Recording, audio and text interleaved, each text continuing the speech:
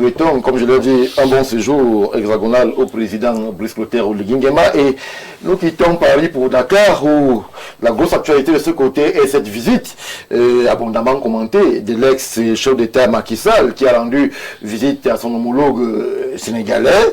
Un grand moment puisqu'il a été reçu d'ailleurs au palais résidence du chef d'État sénégalais par Bassirou Diomaye Faye, ce qui n'a pas manqué de susciter d'énormes commentaires et quelques réactions. On s'interroge, Jean-Moïse Mbok. Alors, celui qui hier était pas un diable, mais quasiment comme tel un ennemi avec qui il ne fallait surtout pas s'afficher, a été reçu par Bassirou Diomaye Faye. Qu'est-ce que cela pourrait dire en termes d'interrogation et surtout en termes d'analyse? Ça veut dire qu'il est désormais, je mets des gros guillemets, fréquentable, Macky Sall, qui venait d'ailleurs pour solliciter le soutien du Sénégal pour sa candidature à la tête de l'Organisation des Nations Unies.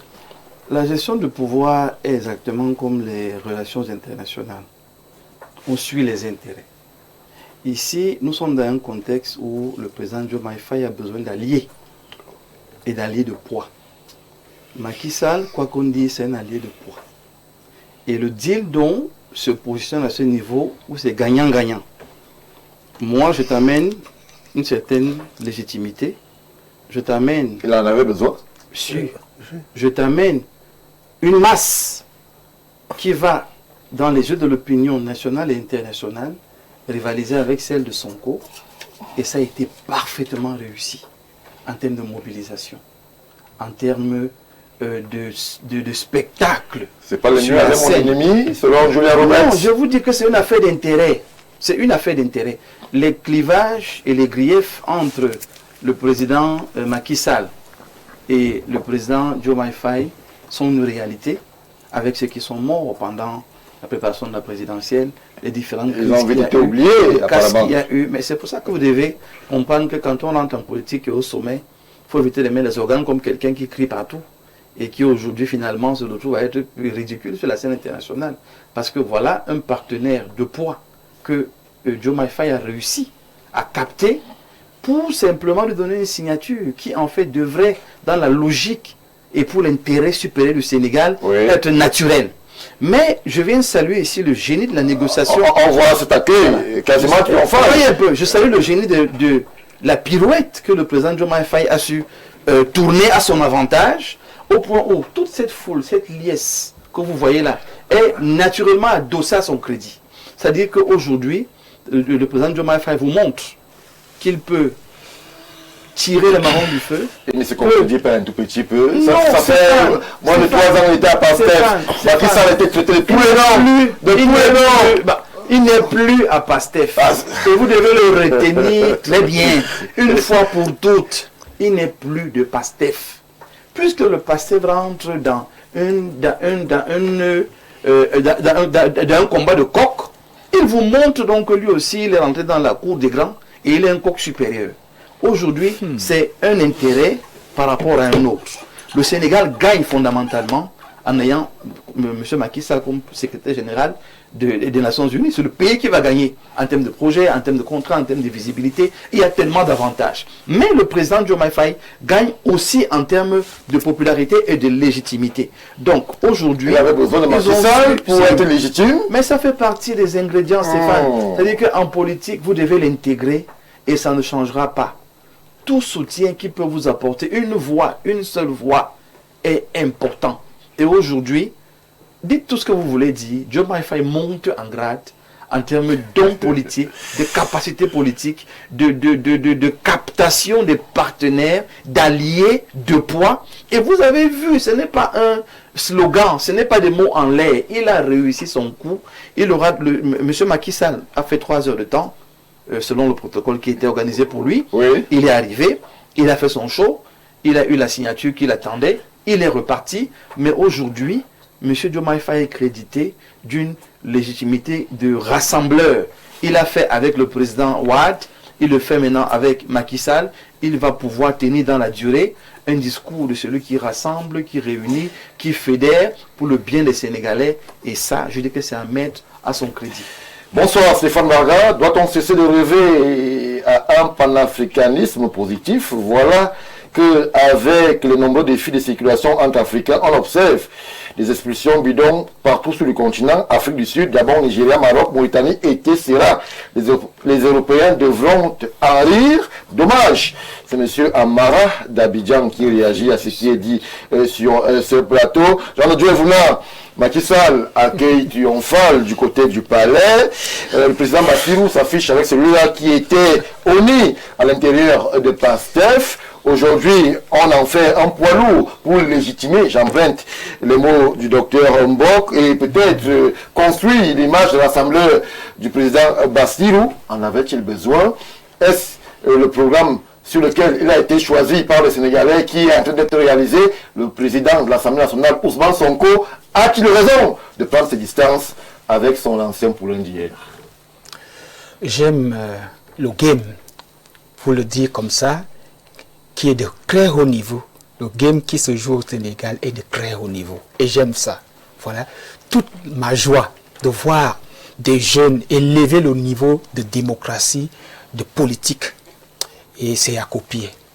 Quand je l'ai dit, j'aime aussi que le docteur Mbok reconnaisse qu'un chef d'État avait besoin de la légitimité. Ça veut dire qu'il était déjà illégitime.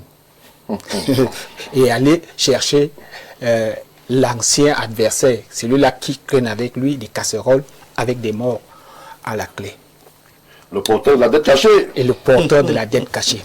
Celui-là qui a été chassé par le PASTEF sous la houlette et le leadership du président de l'Assemblée nationale, Ousmane Sonko. Allez le chercher, ressusciter les morts. Prouve que le président... Il n'est pas mort, il va être président. Je parle de mort politique en interne. En interne, je parle en interne. Allez chercher, allez ressusciter... Vous l'avez sous vos yeux. Écoutez, allez ressusciter les morts politiques, c'est ouvrir... Il n'est pas mort. Permettez-moi, docteur Mbok, une boîte de Pandore pour 2029 qui va laisser ancrer des gens qui étaient déjà off, comme l'office de White, le ministre... Oui, c'est vrai qu'on a vu. Le ministre... Mais c'est que je vous donne que l'enjeu, le risque, je vous donne le risque. Je vous donne le risque de celui-là que vous payez de stratège, de génie politique. Il ouvre une boîte de Pandore qui va laisser ancrer des politiques qui étaient off. C'est-à-dire quoi? Maître Abdoulaye Wade, l'ancien président, son excellence, était déjà off, son parti était en berne, son fils était à l'écart. Maintenant qu'il va chercher des poids, parce qu'il a trahi la vision du PASTEF, parce qu'il a trahi son mentor, est-ce qu'il est sûr de tenir le coup en 2029? Je ne pense pas. Je ne pense pas. Pourquoi? Parce que aller prêter le manteau de légitimité de quelqu'un qui craigne avec lui des casseroles, aller chercher le manteau de légitimité des gens qui ont été poursuivis, qui ont été exilés, comme le ministre du ciel et de la terre, prouve à suffisance que le président de l'Assemblée nationale, qui tient les leviers stratégiques de la politique sénégalaise, est au plus haut sommet de sa forme.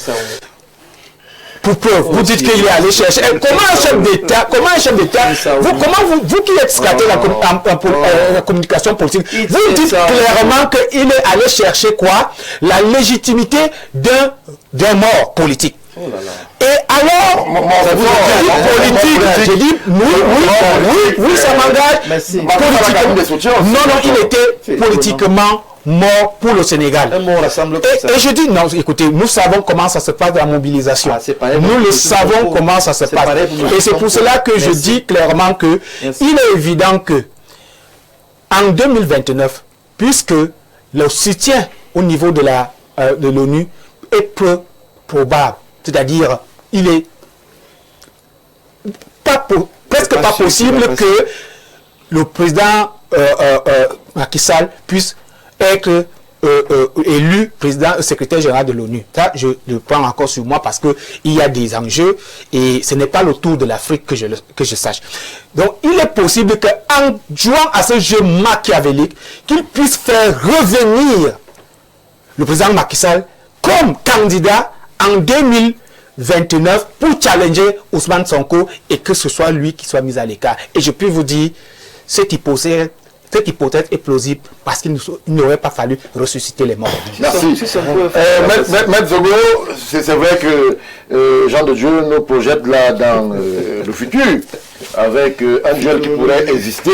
Mais qui peut avoir son pesant d'or? Rien n'interdit à ce que Macky Sall revienne. Il en a d'ailleurs encore toute la force et toute la vista. Est-ce que le président Bassirou ne joue pas un jeu dangereux lorsque justement il s'affiche avec celui-là qui hier était auteur, entre guillemets, de tous les malheurs du PASTEF? Est-ce que le fond idéologique, le substrat idéologique qui a accompagné son arrivée à la tête de l'État sénégalais n'est pas en train d'être dissous? A-t-il trahi ceux-là qui ont fait confiance au projet de PASTEF en justement s'affichant avec celui qui, entre guillemets, on met des guillemets, a envoyé lui et son mentor Ousmane Sonko en prison? En tant qu'acteur politique qui a une ambition présidentielle, je regarde ce qui se passe au Sénégal comme une leçon magistrale de politique. Et je retiens 3 choses. La première, Bassirou Diomaye Faye vous démontre qu'on ne gouverne pas un État avec les émotions. Il est froid, il est calculateur, et c'est ce qu'on attend des leaders africains. Il est égoïste pour lui aussi. Parfois, il faut être un peu égocentrique. En tuant le projet. Première chose. Deuxième chose, je retiens la raison d'État. Parce qu'on a tendance à oublier que ce soit le tour de l'Afrique ou non, lorsque l'ancien président Macky Sall ira briguer le secrétariat général de l'Organisation des Nations Unies, c'est la diplomatie sénégalaise qui va rayonner. Bien sûr. Et ça, la raison d'État impose que le président de la République en exercice donne son accord à cela. Quels que soient les soubresauts internes. Troisième chose, et c'est là... Il aurait aussi pu refuser de donner l'accord du Sénégal. Pourquoi refuserait-il? Parce que c'est ça le problème. Est-ce qu'il a eu la moindre faveur lorsque M. Macky Sall était aux affaires? On ne gouverne pas avec les émotions, Stéphane Baga.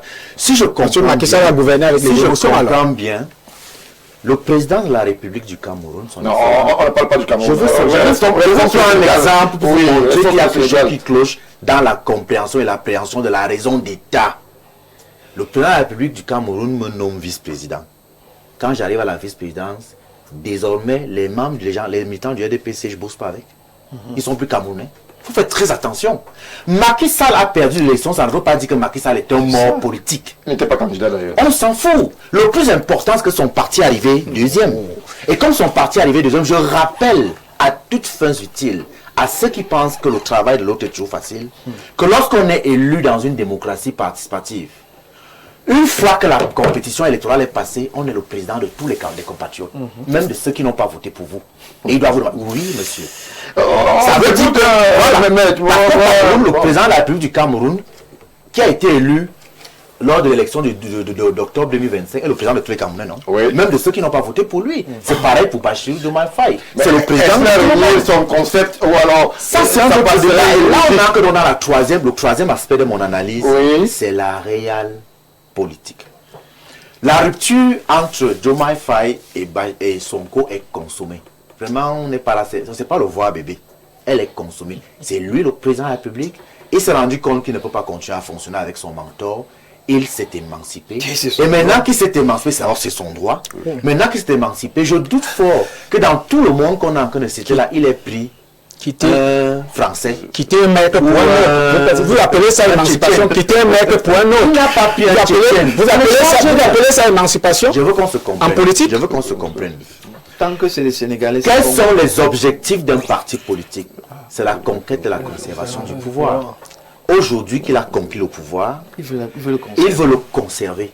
Et en tant qu'acteur politique, il est en train de manœuvrer correctement, puisqu'il s'agrège la sympathie d'anciens présidents avec leur landerneau politique à eux. Avec leur réseau.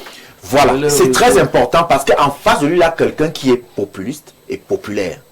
Et il faut bien pouvoir le battre. Donc, je sais pas, c'est de bonne guerre. Moi, je dis que c'est une leçon de politique magistrale. Oui. Et nous devons nous en inspirer, nous qui aspirons à gouverner. Et le plus important, c'est que... Qu'est-ce que vous regardez dedans? Ce que je retiens... Ses compagnons trahissent son ambition. C'est nier idéologiquement. Ce que je retiens, c'est que demain, lorsque je serai étudié, il y a des réalités auxquelles je ferai face que je ne connais pas actuellement. C'est le cas de Diomaye Faye. Effectivement. Et Sonko ne les connaît pas. Il faut arrêter de rêver. Sonko n'a pas encore dirigé un pays. Bassirou Diomaye Faye lui dirige un pays. Les informations auxquelles Bassirou Diomaye Faye a accès, Sonko n'y a pas accès. Voilà. C'est pour là qu'il est toujours fougueux. On ne dirige pas un pays avec la fougue. Parce que les informations auxquelles le chef de l'État a accès lui permettent de comprendre que sur certains projets, sur certains sujets, il faut de la réserve. Voilà. Merci. Docteur Somba, je me tourne vers vous. Alors, oui, politique pour Maître Zogo, straponteur particulier, chef d'État Sankla, maître de tout. Mais est-ce que la politique, la réelle politique, autorise toutes les contradictions?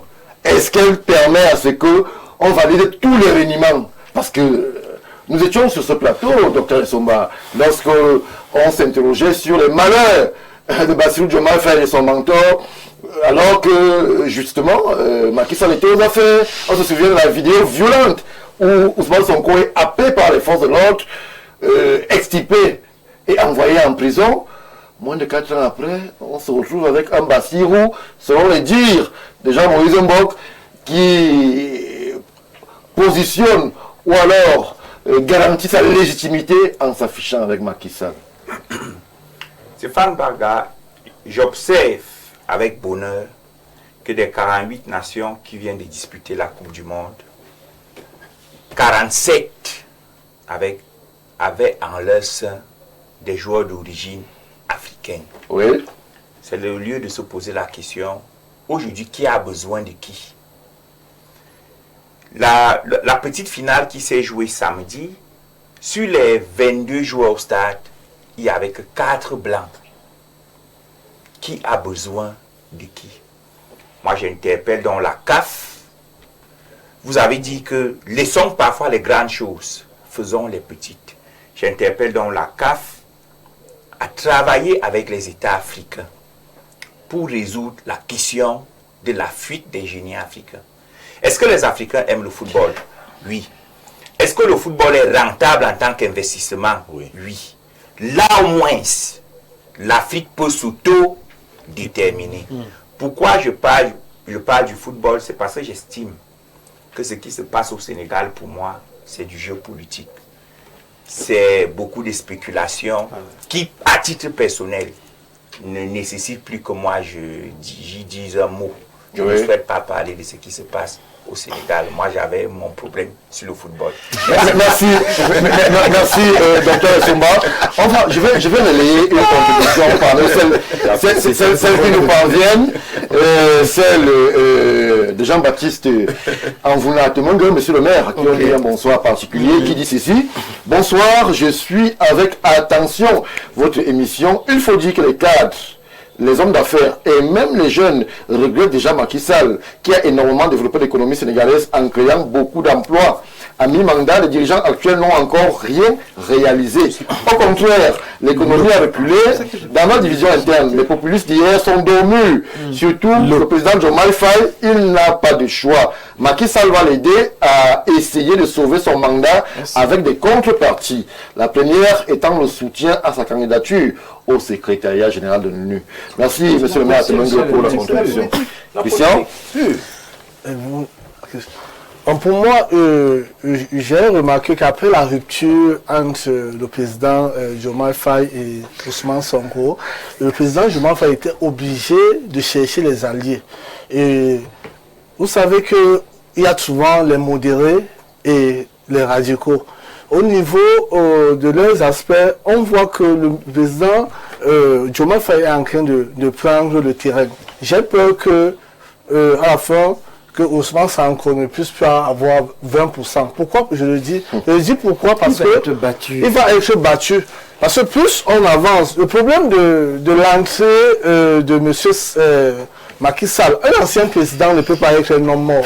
Un ancien président a toujours eu les anciens partisans, les anciens... Donc s'il réussit, parce que s'il réussit mettre monsieur Macky Sall de son côté, il va gagner les élections avec un très grand pourcentage. J'espère que... Faites de la divination, là. Non, moi, je dis que cette stratégie, je ne savais pas qu'il pouvait être au-dessus des émotions. Parce que il a été d'abord très patient envers Sonko, parce que les sorties de monsieur... Est-ce qu'il avait le choix? Vous dites comme il a été patient. Est-ce qu'il faisait une faveur? Il obéissait peut-être simplement à la ligne idéologique du PASTEF qu'il a porté au pouvoir. Mais il avait les rôles. Moi, je suis président, vous êtes Premier ministre. Même si c'est grâce à vous que je suis président, c'est moi le président de la République. C'est moi qui connais c'est moi qui défends les intérêts. C'est moi qui gère non seulement la légalité, mais la légitimité. Il y a un parti qui vous a conduit au pouvoir. Il y a un président mentor qui a tout fait pour construire le président. Justement, c'est pour cela qu'il a été très patient.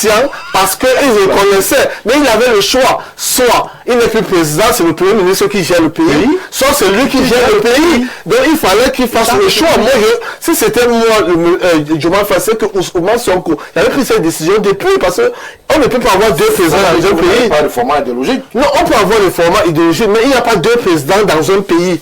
Lorsqu'il y a un président, même si on ne sommes pas d'accord, si c'est lui le président, nous devons accepter que c'est lui qui prenne les décisions. Donc, prendre les anciens présidents, avoir la négociation, parce qu'il sait que c'est l'élément fondamental qui l'a uni et l'a relié avec Macky Sall. Oui. Parce que si Macky Sall n'avait pas ce besoin, je ne suis pas sûr qu'il avait maintenant, il est tenu. Il est tenu à supporter, parce que vous ne pouvez pas vous présenter à l'ONU sans avoir cette signature. Parce qu'il faut l'accord des États. C'est une histoire d'État. D'opportuniste. C'est pas grave. Non, le politicien, c'est comme ça. Je vais conclure en disant que, en réalité, cette leçon que nous devons apprendre aujourd'hui, c'est que la politique, on peut changer de camp, on peut revenir dans ses décisions. Et on peut se réveiller. On peut se revenir sur les décisions qu'on a prises avant. Les anciens amis peuvent être les nouveaux ennemis. Et les nouveaux ennemis peuvent être les anciens ennemis. C'est comme ça. Merci Christian. C'est vrai que c'est pas le substrat que nous apportons à Oulu Africain. Vraiment, ce débat m'indispose autant que le docteur Somba, parce que on sait quelle est la pertinence du projet qu'il y avait autour de PASTEF. Docteur Vouna, avant le docteur. Oui, je voudrais souligner un fait, c'est que l'on cesse de dire que le bilan, comme si le bilan d'un mandat repose sur un chef d'État. Dit qu'il n'y a pas de résultat. Non, il savait donc dire que c'est Diomaye Faye qui assume, pas les populistes. C'est Diomaye Faye qui assume le manque de résultats, et il l'assume seul.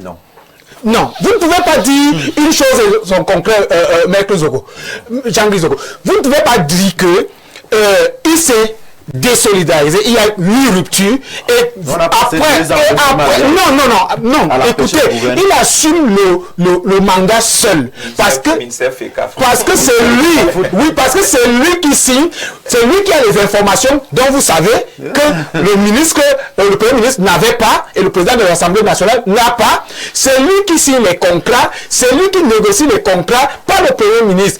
Sachons-le, sa mandature, l'échec de sa mandature repose uniquement sur une seule personne, lui-même. Et maintenant, si après, moi je peux dire simplement une chose, Sonko a battu Macky Sall, et il va encore le battre une deuxième fois, même sous le manteau de Faye. Bonsoir Stéphane Bada et à votre invité sur panel. Il faut que nos amis adeptes du panafricanisme authentique, toujours vendus sur votre plateau, sachent que nous le suivons de près. Maître Guizogo est en train de donner à la politique un visage indésirable, marqué par l'ingratitude, l'égocentrisme, la trahison, bref, toutes les contre-valeurs. Diomaye est un mauvais exemple, un président destiné à mourir politiquement. Bon, c'est un chef d'État aussi. Bon. Après, même en politique, le karma existe. C'est l'approchement entre Macky Sall et Diomaye est dangereux. Bref, 2029 arrive. Le vrai peuple sénégalais prendra ses responsabilités. Rodrigue Adalbert Evina. Jean-Moïse Boff, on se rapidement, et c'est bien comme docteur et Somba n'a pas voulu s'apesantir là-dessus, parce que je ne voulais pas qu'il nous embrouille.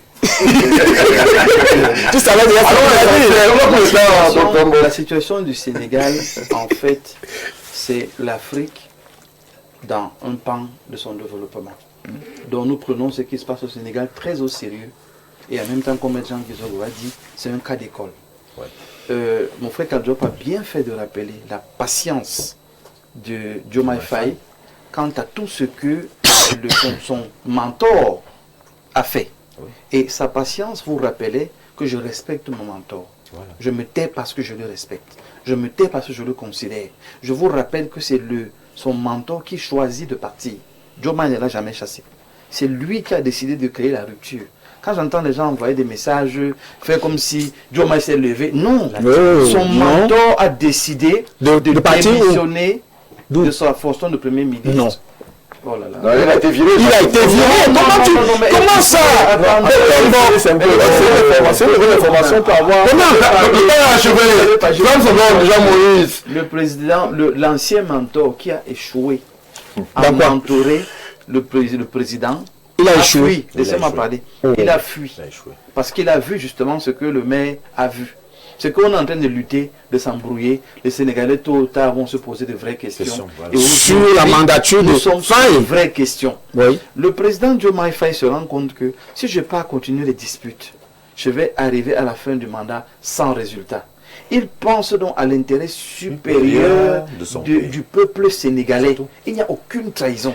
Il choisit de ne pas entrer dans les émotions et les guerres de clans. Merci. Qui a marché? Comment ça a marché? Et je peux faire comment pour apprendre d'eux?